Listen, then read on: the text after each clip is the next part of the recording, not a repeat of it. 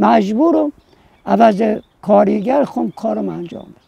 بعد وقتی که میخواین کار کنین میتونین کار کنین؟ آره میتونم، چاره ای نیست و کار کن. آدم تا زنده باید تفره بره، وقت تا زنده باید کار کنه، زحمت بکشه، نون حلال در بیاره، نه کلاه برداری، نه مال مردم خوردن، نه مردم ریختن به هم. مردم ریختن بدترین گناه کبیره.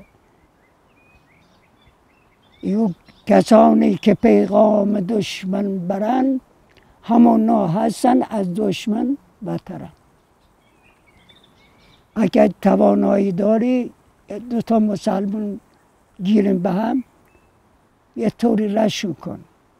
اگر کسی ننگ داره جلو دو تا دشمن آبروش از بین نبر.